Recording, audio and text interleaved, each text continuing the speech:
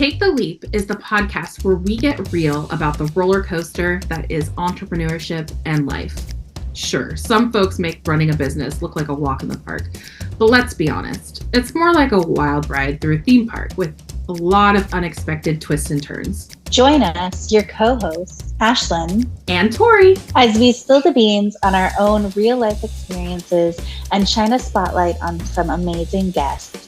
From the highs of success stories to the lows of epic failures. And hey, we'll even throw in some cringe-worthy, laugh-out-loud, embarrassing moments for good measure. So buckle up and tune in every Tuesday and Thursday for a dose of raw, unfiltered truth about what it's really like to chase your dreams and build a business. Whether you're a seasoned entrepreneur or just dipping your toes into the startup world, we've got something for everyone.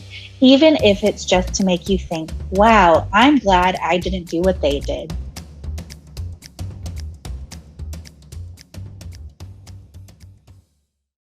Hello and welcome back to Take the Leap.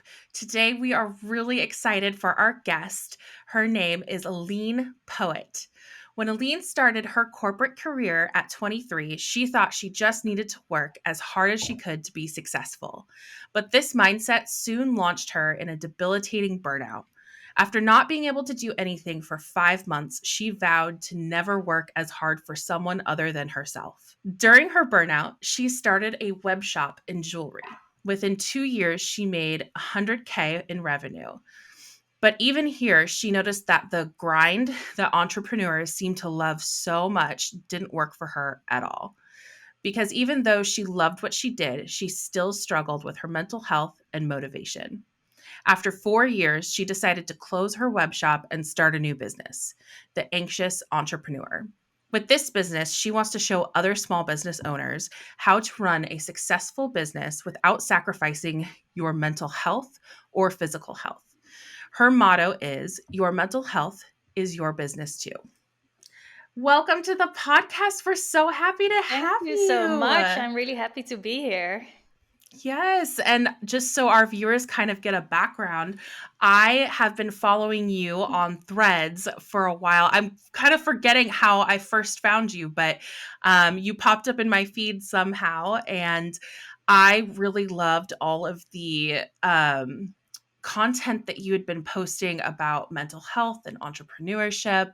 And we just kind of connected that way. And I figured you would just be an amazing person to talk to. So I'm so glad we were able to connect. I'm really glad Welcome. to. I mean, I love Threads because it opened up so many conversations about this topic, but also just about doing business and connecting with other small business owners. For me, it was really a revelation. It's like, wow, I've never experienced such a platform where we can just talk openly and we are not like posting only our highlights or it's really like a behind the scenes for me of entrepreneurship. Yeah. That's such a great way to put it. I feel the same way about Threads, and I don't think there's any other platform, even when I was using Twitter, which I guess is now X. Let's not talk about whatever. that. It didn't feel like the same supportive community that Threads has become. And I wonder what it is about Threads, but it's just, I feel like everybody, at least that I'm connected with and seeing, everybody has that same mentality that we're just trying to incorporate in the business world today. Just very collaborative, very real, very honest and open about what they're going through. Are you on Threads, Ashlan? I forgot. I lurk. I have not posted very much. So yeah. It's just one more thing to manage that I'm just like, okay, do the core things well enough. So I'm mostly active. That's on fair. LinkedIn. Yeah. That's fair. And to be fair, I'm not super active on Threads yet either. I've been kind of half lurking, half experimenting with what types of content to post. I think it came from a season of being a little bit slower in my business and having a little extra time. And I was like, oh, I should check Threads out. And yeah. And that's kind of how it happened. So I feel like, and there's a lot of people saying on Threads, oh my God, I'm not using Instagram anymore. They're sort of abandoning their Instagram page because they're on Threads so much and it takes up so much of their time. And for me as well, my Instagram account is I don't really post that much. I mean, I want to post more, but it's just so amazing to be on Threads. And I think it also shows that a lot of entrepreneurs or small business owners are really longing for that community that you have there, and especially international. I really like that as well. I mean, I would never have connected with you guys in any other way than just seeing our posts, each other's posts on Threads. So yeah, I really like it. It's like a cute little nook on the internet right now. All right. Well, I'd love to just jump right on in. One of the first questions that we ask all of our guests is, what is your take the leap story?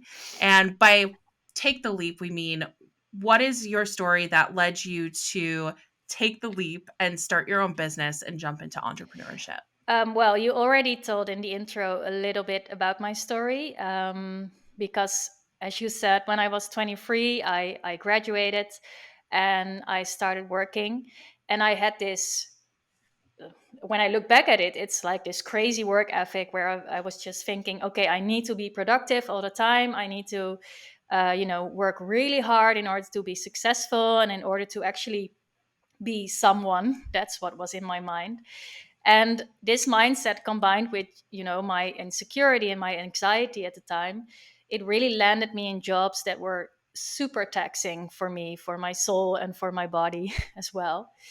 And because I felt the need to prove I was a hard worker, I basically just worked myself into the ground, quite literally, because I started to have panic attacks. I started to have insomnia very badly, and literally working myself to the ground, because the only way to sort of feel safe in my panic attacks, I would just lie on the bathroom floor at night, because that was in my mind the only way where I could feel I could feel Oh relaxed my again. gosh. But I would still go Mhm. to work. I would scrape myself on the floor in the mornings. I would give myself a pep talk, and I would still arrive at the office super sick. But I've just thought, I need to work. I need to be productive. Otherwise, who am I? And that went on for quite some time. That went on for months and months, until one day I walked into the office and my manager said, "You need to go home." And I went home, and I never actually came back to that job, because I was totally burned out. So then I was at home with a burnout for about 5 months, and I couldn't do anything. I just laid on the couch, and my body and my mind were just totally wrecked. But even then, I always had the dream that I wanted to start my own business. I just wanted to sell something, and I really love the idea of having, creative ideas and putting it out there and just creating something myself. So during this burnout, I just decided to start my own web shop, and I had about 150 euros. And I thought, okay, what can I do with 150 euros? So I bought some jewelry online, and then I created a website and I put the jewelry on, and I created an Instagram account, and I took some pictures, and it was really fun. I had a lot of fun with it. But then I was too afraid to actually launch it, because I thought, oh my God, what will people think? This is just silly. And, it felt super vulnerable. And I actually remember the moment I really decided to take the leap. I was having dinner with my brother, and I was telling him all about the website and how excited I was to be making it. And he just asked me, "When are you gonna launch?" And I said, "No, it needs to be, perfect. I need to do some more and this and that." And he just said, "Just do it. Just go for it. Open it up and see then, see what happens." So yeah, the next day I launched the website, and I think I got an order the same day, and it just it totally freaked me out. I just thought, oh my God, it's happening. What do I do now? I think I even cried, like, oh no, now I'm really have to do this. And but yeah, it was such a freeing feeling of actually making something out of nothing. I mean, even thinking of a business name and creating an account was like, wow, this is actually possible. I can do this. And so, yeah, actually, after quite, I think after a few weeks, it really started to grow and to grow. So that was my take the leap moment. That's wonderful. That's such a great story. And I feel like so many people in our audience can somewhat relate to that. Um, Working so hard that you burn yourself out. I don't know what the difference is between our cultures, but I do know that in our culture for so long, that working yourself to the ground mentality, that hustle culture has just been so Yeah, ingrained in everything we do here. And I think people are finally starting to realize that that's not a way to yeah, live exactly. anymore.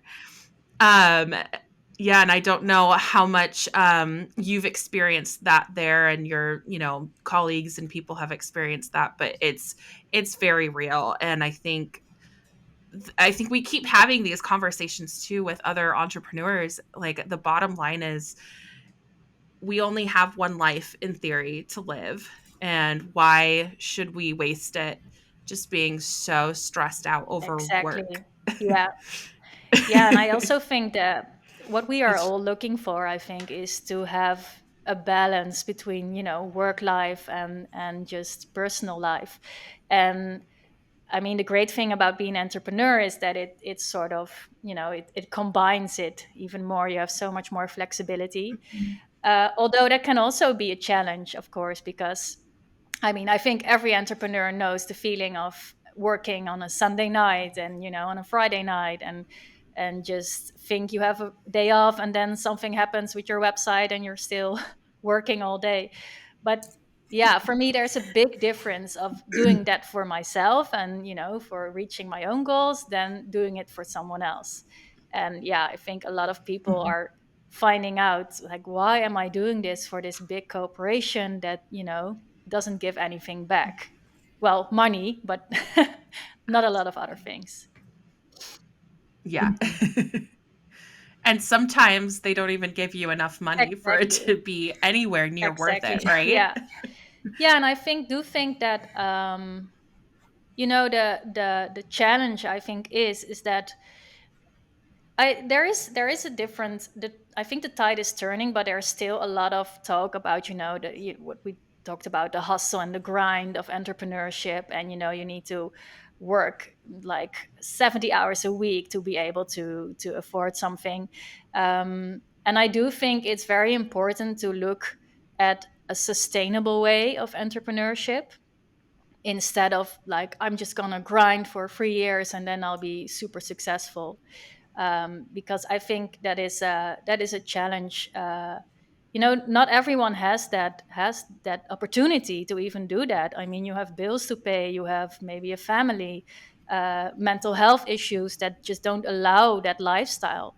And so that for me was also a reason to start the Anxious Entrepreneur, because I just thought, well, I remember telling a business coach, even when I was already 3 years in my own business, well, just don't think I'm an entrepreneur, because I only saw these people on Instagram, waking up at 6 and then working out and then doing all these things and like working 10 hours a day every day.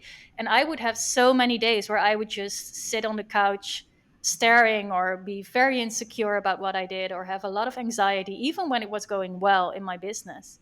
So that really actually demotivated me for a long time, thinking, well, you need to be this type of person to be an entrepreneur, to be successful. And I think that is something that is quite dangerous, because it really doesn't allow for other types of creating a work life balance. Yeah, but there's just like a lot of jokes online right now in the entrepreneurship space, a lot of memes that talk about how you leave your full-time job because you're burnt out, only to become an entrepreneur and work 24/7 around the Exactly. clock. And while that is funny and we can relate to that somewhat, it is nice that people are starting to change that narrative of, you can build a business that works for Exactly. you and for your Yeah. lifestyle, not the other way around. Because when you're leaving the corporate world or just working for someone else for those reasons, you're burnt out, you're stressed out, you can't do it anymore, but then you turn around and keep those same Exactly. habits in your own business, it's almost like you don't get that freedom, you don't get that lifestyle you want. And isn't that the whole point of running your own business, is to live the life that you want to live? And so I just think it's really nice that there are people who are starting to change that narrative, including you. And I just think that's really powerful. Yeah. So, for me, of course, it's a work in progress as well, because I do think, unfortunately, we live in a world where it's just, yeah, quite hard to not work as hard, or because, well, we need money and everything is getting more expensive. I mean, a lot of people struggle at the moment, so it is an ongoing progress. And that's, I think, I followed many courses, business courses, where the focus point was mainly on this mindset side of entrepreneurship. But in my opinion, I don't think that always works. Just tackling your mindset and thinking positive, and fake it till you make it. Because, I mean, even speaking for myself, when I have like debilitating anxiety, I can just tell myself, no, I need to be positive. It doesn't help. I mean, it just doesn't. And of Mm-mm. course, you have to think positive to a certain extent, but it's also, um, good to receive some practical tips. I really want to help people with, okay, how do you make a strategy for yourself, and how do you set up certain action or plans that really allow you to also have rest, have relaxing moments, but also, how do you create items that not only make your heart skip a beat, make you, allows you to be creative as you want to be, but also that actually sell, because you need at the end of the day, you need the finances, you need the money.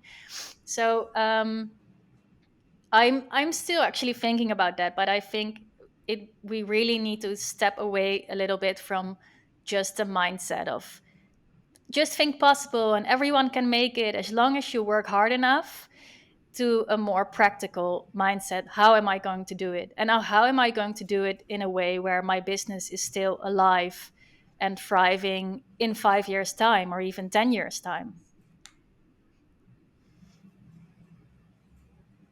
That's so powerful. Yes, that toxic positivity Yeah. is what we need to get rid of for sure. Yeah, and it's sometimes hard to discern what is, the toxic positivity, and what is, really a positive mindset, of course. But that's Mhm. also, I think, for everyone it's a little bit different. Maybe because I'm Dutch, I'm a little bit more, less positive than Americans. I don't know. We are quite, yeah, realistic, maybe, I think, or sober, maybe that's, the right word. So I could use sometimes a little bit more just positive influence.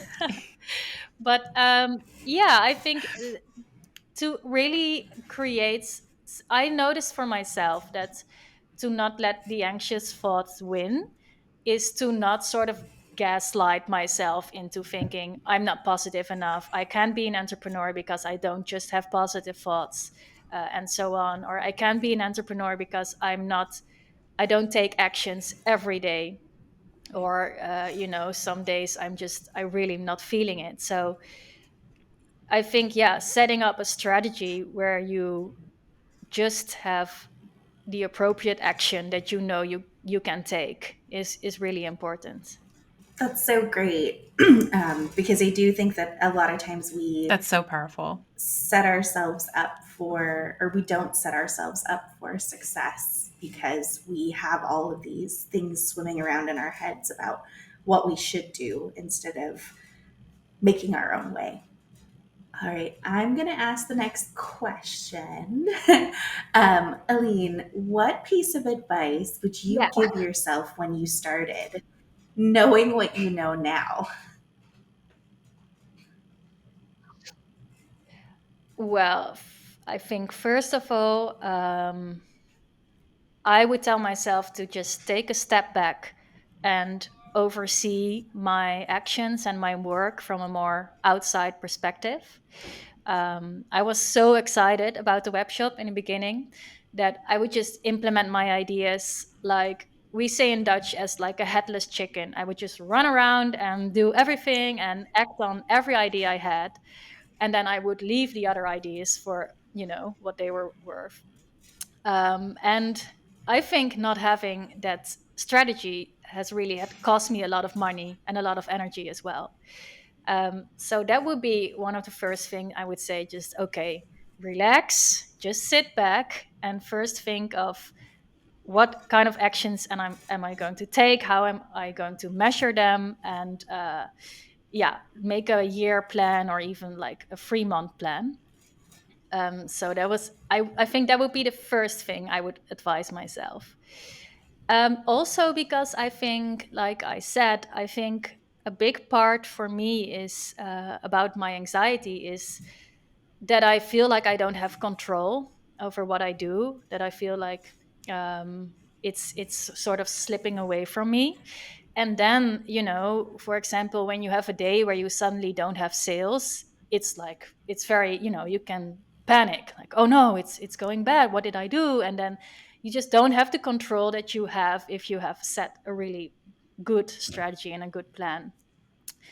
Um, and also, I think it is even when you love what you do, even when you love your business, it's so easy to get burned out by just the sheer overwhelm of it. I always think, when I think about my business, I always say also to other people, it feels like I have 10 minutes for everything. I have 10 minutes to do my marketing. I have 10 minutes to do customer service. I have 10 minutes to actually photograph my product. It's so much and it's so overwhelming. Um, and that's why actually I don't always agree when people say you should just dive into your business and quit your job and spend all your time on your business, because time is great. But I do think that not having a basis to fall back on, or not having a little bit of that financial security, especially in the beginning, it really messes with your head and makes everything even more stressful. I felt like, um, yeah, sometimes it was very debilitating for my creativity, because the only thing that was on my mind was, I need to make more money now. I need to pay my rent. I need to pay my groceries. So, and when I was starting out, that was really my mindset, that I have to do this without a job. I need to do this. I need to go all in. And if I fail, then I'm not an entrepreneur. And so right now, I think I would say, take it easy. Just you're not failing if you have a part-time job, or you're not failing if you do other things just to stay ahead, to pay your rent and to pay your groceries. Um, and I always think slow but steady is eventually what makes you win. Mm. Yeah, I think. And also, I think for letting your creativity flow, you need the time and you need the space to let your mind wander a little bit, and let your mind just think freely, and give yourself that time and that space. It's not wasted to have a day where you don't do anything according to what your mind thinks you need to do, but just to let yourself wander and give yourself that time to let your intuition speak, I guess. I love that. I love that response. That's so powerful. Let your intuition speak. Yes, we need that time and Yeah. that space. So I'm going to ask you the last question before we get into our fun round of hot Yeah. seat questions. And we ask this question to everybody as well. What is your why? Why do you do what you do? My why. Well, I kind of think I have multiple. To start with, I truly truly believe that local businesses and small business owners are the heart and the soul of the community, and I think they are so important to keep a community alive and not just be these big conglomerates ruling the world. Um, and so I think I want to contribute to that, to those small business owners keeping their head afloat above water, and help them to thrive in their businesses. And I think especially in these times, it is so important for, both our physical and our mental health to, as you said, to create a life that works for us. Um, and saying that, I don't really mean escaping your 9 to 5 immediately and start your own business, but I mostly mean just, yeah, creating a work life and a personal life that feels like you're in a flow. So, like I said, if that is having a part-time job and having a side hustle next to it, that's perfect if that works for you, um, as long as it doesn't feel like grinding.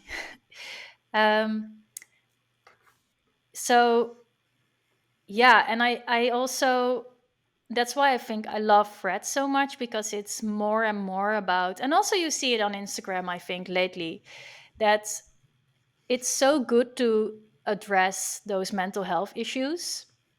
And that's also another big why of my for myself, uh, because even when my web shop was doing fine, and I could live from it, and it was thriving and it was okay, I still used to watch these Instagram reels of other women, or also men that were entrepreneurs, and I would get so defeated or demotivated just seeing how they were doing their business. And of course, I was sort of telling that myself. I mean, I could just stop watching those reels and go on my own business. But I think a lot of people feel that, and they then feel, well, I can be an entrepreneur because I'm not like this. And that's what I realized. What I kept seeing my anxious thoughts and my insecurities as weaknesses, as things that didn't allow me to become an entrepreneur myself. And then I thought, I don't want to live like that. I don't want to be them, having the reign over my life, them controlling. I'm calling them because I honestly see my anxiety as a sort of a little monster in my head that really helps me to have a little bit of distance from it. Um, and so I don't want that little monster controlling my life and not making me own a thriving business. So then I thought, how can I make sure that that doesn't happen? And I thought, I'm just turning it into a superpower instead, turning it into a talent, and basically putting it in the limelight on the stage and saying, this is my anxiety, this is what I have to deal with, and almost making it a friend that helps me in my business, instead of just working against me. And I quickly noticed, when I posted about it on Threads, that there are a lot of entrepreneurs that think like this, and a lot of people that feel the same way, and um, yeah, that really want to escape the 9 to 5 life that they have in a way, and they just want to embrace their shortcomings, although there aren't shortcomings, but we see in this society still, unfortunately, as shortcomings, and use that to create a full life for themselves. And that's also why I said, your mental health is your business too, because it's such a vital element in your business to use it as almost as a talent, I think. That's such a good idea. I love that. As somebody who also struggles with anxiety, I am definitely gonna use that as a tool. That's Yes, amazing. and I think, sorry. oh, go No, ahead. I was thinking about imposter syndrome, because of course that term is used a lot. Um, and I'm still thinking about this idea, but I thought I actually don't really like to make that so negative, because I think even that we can use to our advantage. If you feel like, oh, I'm not suitable for that, or I feel like the other, I don't feel like the entrepreneur. Well, let's make it our own. Let's do business as an imposter. How would that look like? Let's make it a sort of almost a joke, like I'm the biggest imposter there is, and I still have a business. I'm the biggest anxious person there is, and I still have a business. It's almost, for me, it almost turns it into sort of a fun experiment. What can I do? What is the most anxious thing I can do right now? And let's just put that on the internet and see. um yeah, just play with it a little bit more. And for me, even the act of doing that makes it almost instantly go away. That's perfect. That's brilliant. I love that. For me, combining that idea with a more practical approach, of, in this world or this landscape, how do you sell your products, or how are you creative and still able to sell your products? Because I do think that some small business owners, of course, ideally, they only would be creative. They would only make their products and it would sell just as fast. And unfortunately, that's just not the way it works. um, but I do think there's a good middle ground to be found to also communicate with your public and your customers, and see how can I make the perfect product for you. This is a little bit of a sideways, I think. But yeah, these are all my musings at the moment for how I want to, yeah, how I would want the anxious entrepreneur to work, I guess, in the end. That's wonderful. I love that, and I love all your musings. I think they're fantastic, and I think it's very on brand to have a company called The Anxious Yes. Entrepreneur and to have a lot of musings around how you want that to look and feel. So I think it's Yeah, and perfect. the funny thing is, I had this idea for quite some time. I think almost for 2 years. And I actually talked to a business coach once, and I told her this idea. I said, I want to start a platform called The Anxious Entrepreneur. And she said, oh no, I wouldn't do that. That's not a good idea. And she just said, you will attract people that are just only that have mental health issues, and what are you going to deliver to them? And no, she said, no, I wouldn't do that. That's not a brand to have. And I actually listened to her because I thought, well, okay, maybe it's a silly idea. But then it just stayed in my head. I think it was a little bit of intuition as well. It just stayed with me for 2 years, and then last December I just thought, well, I still think it's a good idea. I still think, it gives value, because it felt so personal to me, and I would have loved to see this myself and to have someone say, yeah, I mean, you, even with anxiety, you can be a successful entrepreneur. You're not, a mental health person that can't do anything or something. So eventually I'm really happy. It stuck with me, and I still did it anyway. I'm so glad you did. I mean, yeah, that advice that she gave you just kind of goes to show how ingrained in our culture that is. People with mental health issues, which, by the way, is probably just about Yes, everybody. Everybody at some point in their life has mental health exactly. issues, right?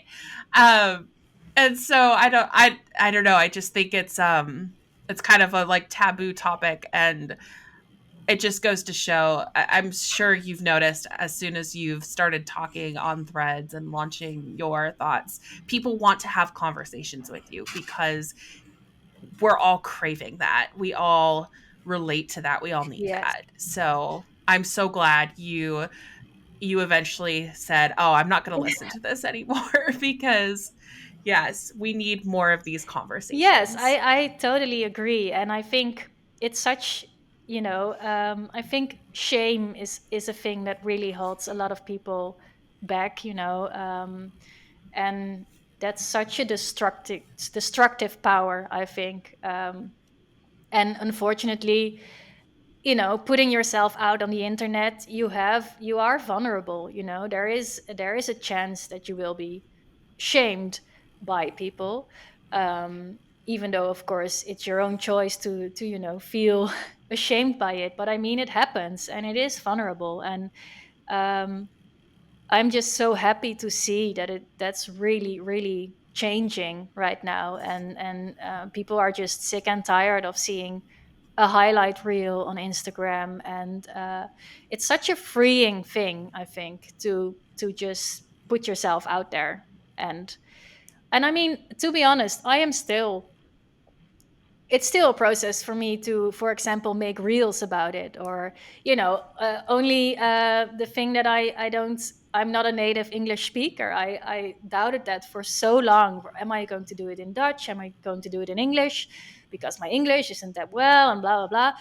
And now I'm on this podcast. I'm like, wow, if I didn't choose to do it in English and just say, F it, I'm just going to do it, then I would never have been here. So shame is such a destructive power. And I think it's so good to have conversations about that, because it also creeps in such uh, tiny ways, or, insidious ways. It really has a way of having so many voices in your mind or around you, that it's important to have those conversations and just lay it all bare and see, you know uh, what kind of shame do we have, almost collectively, as entrepreneurs. Oh my gosh, that's so powerful. That's so great. I think even from a young age, we get so, our intuition is so, closed down. We learn to not trust our intuition, I think. Because I think a lot of people, when they were young, they have dreams of becoming, I don't know, a writer or a dancer, or an artist, all the things that make them happy. And then when you're a child, or even older than that, you are told that's not the way the world works. That's not the way to live your life. So, well, I think for me, and I think for a lot of other people too, in order to survive, even, I had to really close my intuition down, just not listen to it. And it led, actually, to me, that led to anxiety, and I think the burnout, and also almost depression, because I didn't allow myself to feel, and I didn't listen to my intuition at all. And I think I am still learning to re-listen to my intuition. I'm still learning to, listen to that tiny voice. It feels like a tiny voice, whereas my anxiety is like this big shouting voice in my head. Anxiety. I think intuition feels to me like a little push, whereas anxiety feels like a pull. So intuition just pushes you forward to your goals, and anxiety just pulls you, and is more aggressive and tells you need to do this and this, you need to do it now. And recently I read the book from Elizabeth Gilbert, Big Magic. You probably know it as well. I Yeah, love it's that book. amazing. I Love that love it book. as well. She's actually coming to Amsterdam, so I'm going to see her in April. I'm very excited about that. Um, and there she tells, she writes about an idea coming to you, actually searching for you, or choosing you to be the vessel where it can, go out into the world. And I felt that also with The Anxious Entrepreneur. I was so grateful after reading that book. I was so grateful that it chose to be with me for such a long time, even though I ignored it for such a long time. And I was so grateful that I didn't let it slip away from me, because that's what Elizabeth Gilbert says. She said, an idea, it chooses you, but it won't stay forever. It won't wait on you forever to actually do something with it. And then once it's gone, and you had your chance. And I love that idea, but because for me that's what intuition feels like. It's like almost an external force just giving energy and giving you an amazing idea, and pushing you forward towards it. And actually the only thing you have to do is just accept it, just go with it, and see where you end. I love that. That's beautiful. I love that. I love that book. Oh, I I need to know, reread that it's book. so good, it's so good. Yeah, Mhm. I mean, she's such a good example of following your heart and your intuition. All right. I think if you're ready, we're going to move into our hot seat Great. questions. Okay. I always reuse this hot seat question because I love the answers that come from it. But my favorite hot seat question is, what is your best or worst piece of unsolicited advice you've received about your career? Ooh, that's a good one. I think it is. Um, I think that it's not someone who specifically who told me that, but it's multiple persons in my life that just said, work is work, and we all have to do it, and just suck it up. Um, and I believed that for a long time. And so, yeah, I think that is. It's such a. It's such such a shame to think like that. And to not see what more is out there. So, yeah, that's I think the worst unsolicited. I'm sorry, I can't pronounce that word. That's. That's okay. No worries. I think that's the worst advice. Is work is work. It's just the way it is. Just suck it up. I love that. I think, yeah, I've been told that before too, for Yeah. sure. I would love if you would chat a little bit about how you decide where to go for help or where to seek advice out versus like figuring things out for yourself.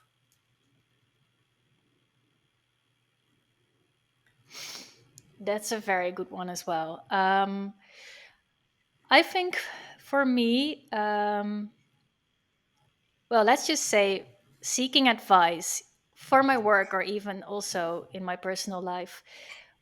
When I had more anxiety when I was younger, I would ask everything. I would put everything in my friend's lap, like help me. They needed to sort of sort it out for me, and I would just blurt it out, and I wouldn't even very listen that much to the advice. I just need to get it out. And I actually think I have the more and more I've started to gain back my intuition or trust my intuition more, the more I actually just asked myself or took a moment to sit with myself and really feel what I was feeling. And the funny thing is that actually allowed me to have better questions to other people, because then I knew, okay, so I know what my emotions about this are. Now I know what I can ask in a practical way. Like, can you help me make this text? Or, can you help me create an image like this? Whereas it used to be, I don't know what I'm doing, fix it for me.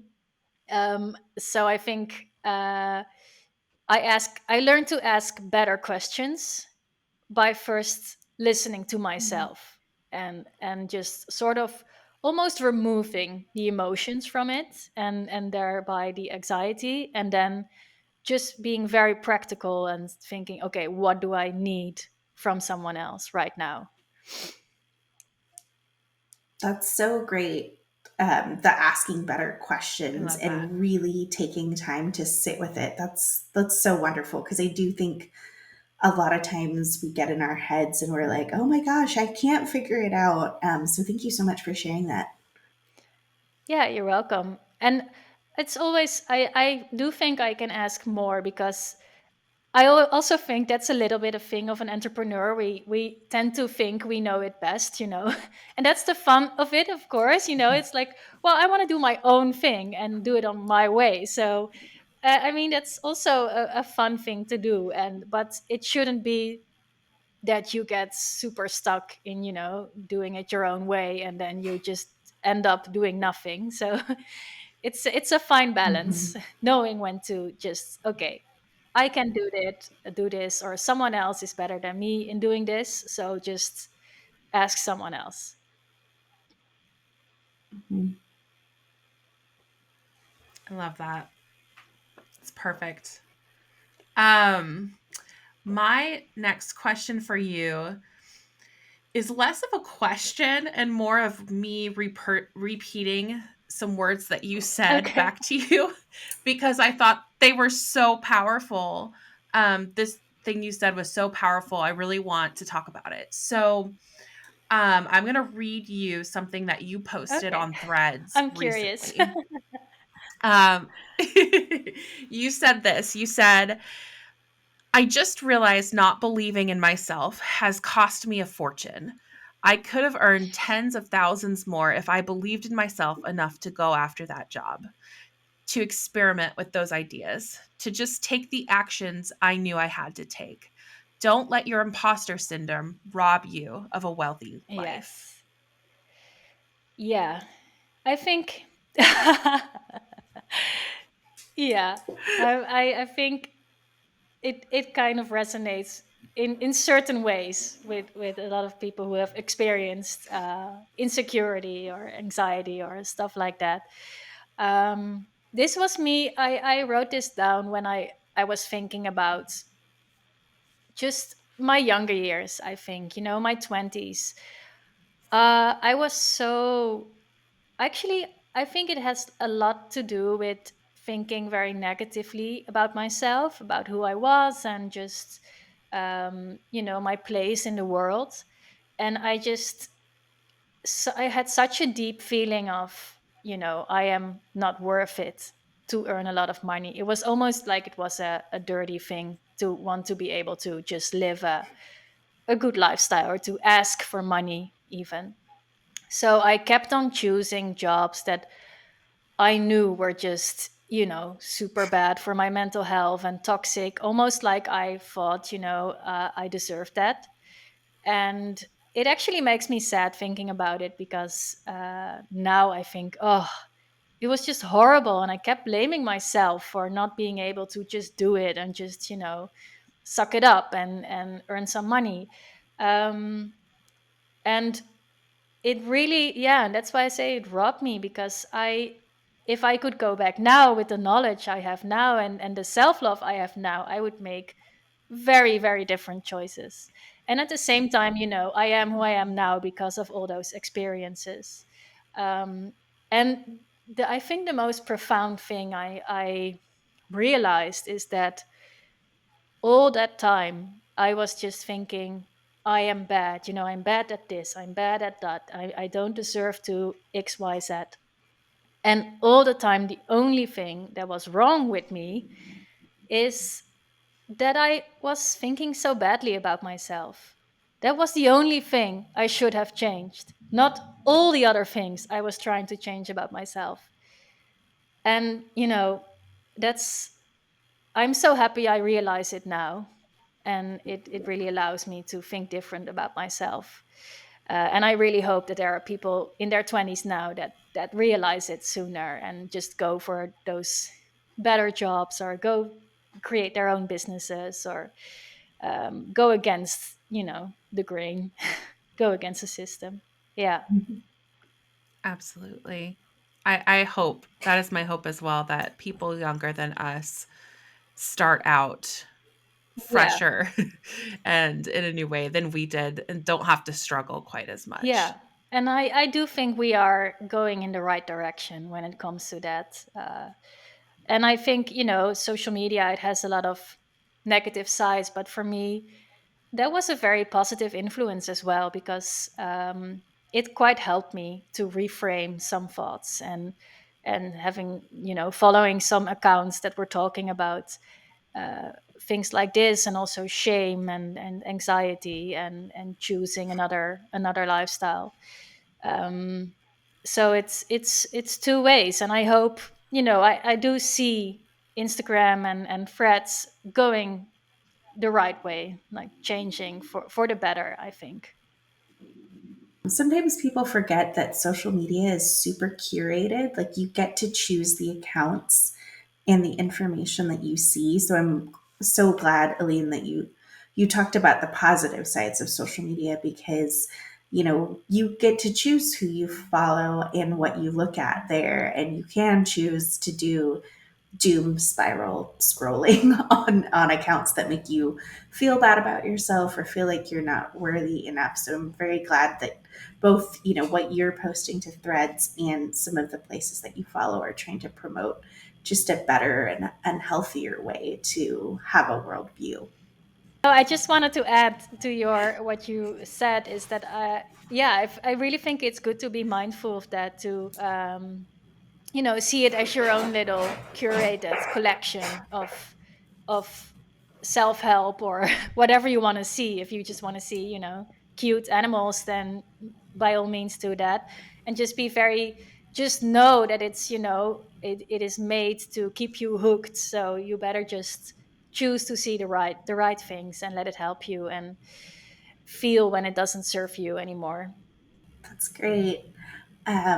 Pivoting a little bit to more businessy stuff for our next question. You had posted such a Yeah. fantastic framework for selling: context, connection, and closing. Can you explain to our audience what you mean by these three C's for selling?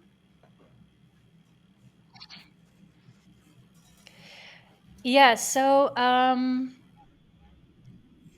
I think I used to sell. I sold a lot. I used to, when as a student, I worked on markets, and I actually sold a hair removal machine, which was awful. But and I also worked a lot of in galleries, so I sold art as well. So I sold objects in very different objects with very different prices as well. And of course, I sold jewelry, and I really noticed that it's all the same. I mean, whatever you sell, the sort of the framework is the same.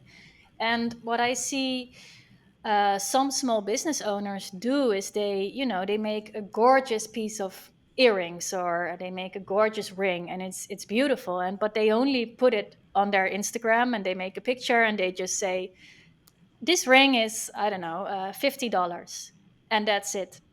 And I think, um, well, that's why I thought of the three C's, is that I think it's so important to put something, what you put out there, to put it in a context, and it's for people to have a feeling with it. And that might sound very basic, but I think it is very powerful when you implement it. So it's very important to create a whole narrative around the object, why someone would like that product, and to be able to connect with your customer. And so it's almost, I think that a lot of small business owners, they have a lot of trouble with selling because they don't like it.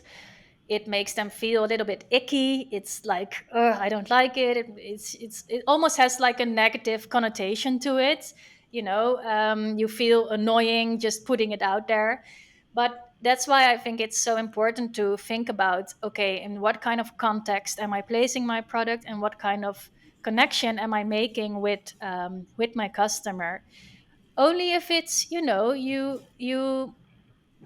um, I think for me it really helped when I was selling jewelry. I started out like that as well. I hated selling. I was like, how do I do it? I felt very embarrassing just putting it out there, until I realized I actually love the items that I sell. I love them. And I think that's the same with a lot of people who of course, make their objects as well. They love them. So then I thought, if I were the customer, why do I love them? What is it about them that I want to buy them? And I started thinking, not from my perspective, like I make these or I have these items, please buy them from me. But started thinking the other way around. Okay, so I'm the customer. What is the story I want to be told? What is the feeling I want to get from these earrings? How do I want to feel when I wear them? What do I want other people to say to me as a compliment because they like them so much? What is the, yeah, where do I wear them to? And so creating this whole narrative around the products, it makes it so much easier for a customer to see why they should buy it. And we all talk about authenticity and almost too much that it becomes this word that's just thrown around all the time. But I really think just turning it around, so thinking from the customers towards you and not from you towards the customer, is so so important. And also, I think really, in the beginning, it's a bit strange, maybe, or a bit awkward to think like that, or it's difficult. Like, okay, the connection or context. How do I do that? But if you start from within yourself, why would I like to buy this? What do I like about it? Um, I think in the long term, just using that strategy over and over again, it makes it so much more easier to write product copy, to sell it, to just create your brand as well. Who am I? Why does someone want to buy from me? You put that just so succinctly. Thank you so much, Eline. I Amazing. think people overthink the process. As someone who has also suffered from extreme burnout, I frequently worry about returning to that space, taking on too much work as an entrepreneur, overdoing it, trying to impress my clients. So what tips do you have that you've implemented in your life so that you hopefully never return to that place of burnout? That's a very good question. One thing I try to do, uh, and I mean, I'm not always successful in it, is to be, I call it being strict the other way around. So I used to be strict with myself, saying, you need to work harder, you need to be better. And now I am strict with myself and I say, you need to rest, you need to stop right now. So, in a compassionate way, of course. Um, so that's one thing. And yeah, I think, like I said, just having a strategy for me, it really really changed things. And also just being able to say to yourself, okay, so this week I will take these actions, and then when they're done, or when I took them, I'm done, I'm stopping. And then for me, it helps to physically remove myself from my computer and just go outside and take a walk, or go work out and do things like that. And also, to be honest, for me, um, starting the Anxious Entrepreneur, it helped to actually go have a earn some money another way, just to relieve myself of the stress of having to be sort of produce and having to make money right away. So that might be an option. Um, yeah, I think the main things are just being strict with myself, like I said, to take the rest even when I feel like it's wrong or I should work harder and stuff like that.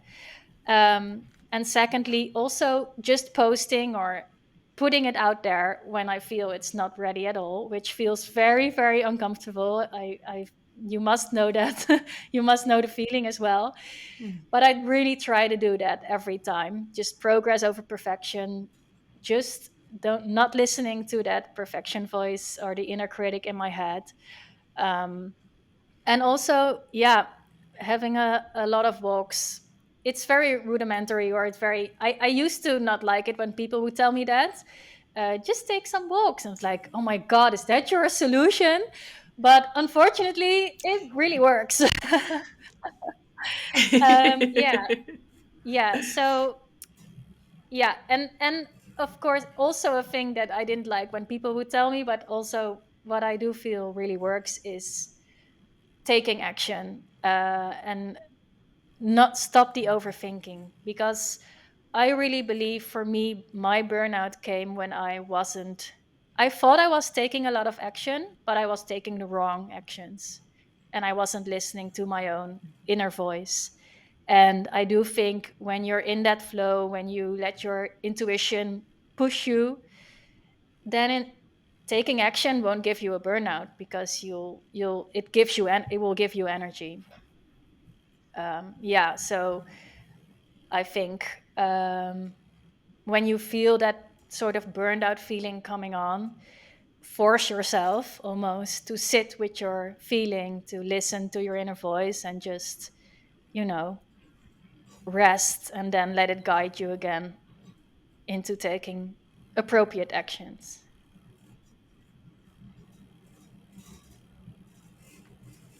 That's such a great response. That's so amazing.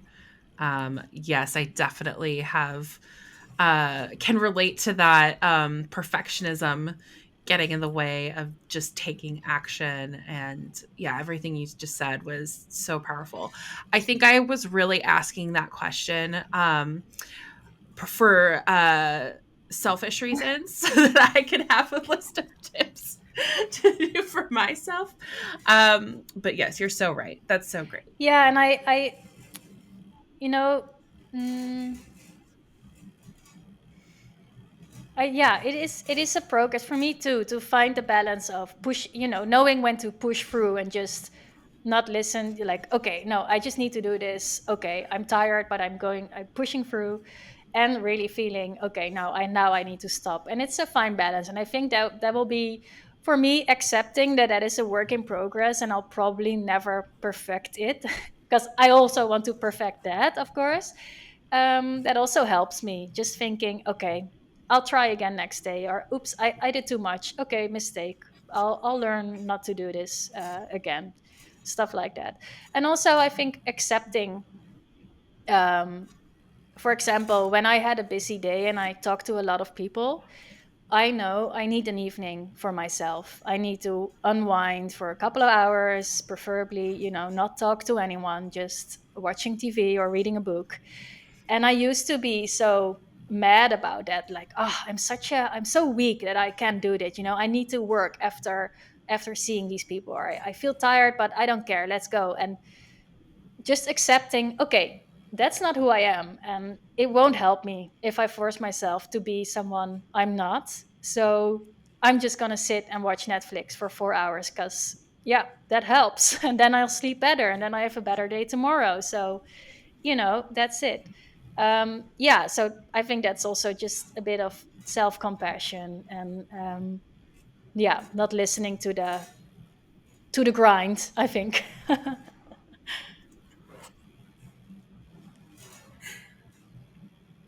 We're always our worst, harshest critic Yes, of everything too. So that's we Absolutely. so definitely are. insightful to listen. Yeah.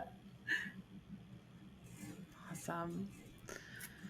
Well, that is kind of concludes our questions. We had such a great time chatting with you, but before we wrap this up, I just want to ask, is there anything that you would like to plug, that you want our audience to know about? How can they find you, etc.? Well, first of all, they can find me on The Anxious Entrepreneur on Instagram and on Threads. As I said, I'm mostly active on Threads now, but I will start. I'm telling you now, this is a good push for me as well. I will start with the Instagram content as well. And I'm currently working on a website also called The Anxious Entrepreneur. And I'm also working on an ebook about what we talked about, the framework of selling, and a way to sell your products with more ease, and with, yeah, creating your own story around it. So that is to be expected soon. That's wonderful. I can't wait to see what you come out with and We'll definitely be following you for updates on that. I'm excited to see Great. everything. Yeah, and thank you for being on the podcast, for letting me be on the podcast. It was really great. It was really insightful. Thank you so much. Yes, thank you so much. This is a great conversation. I can't wait for our audience to hear it. Awesome. Me neither.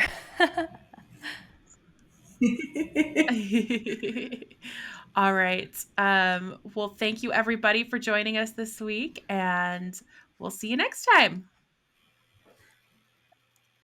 Thank you for listening to the Take the Leap podcast. We hope you found useful takeaways you can apply to your entrepreneurial journey. Subscribe so you don't miss future episodes, and keep in touch and follow us on Instagram. If you have business questions, shoot us a direct message or leave us a comment. We'll try to cover it in an upcoming episode. And visit our website, taketheleap-today.com, for more resources like our online course that accompanies this podcast.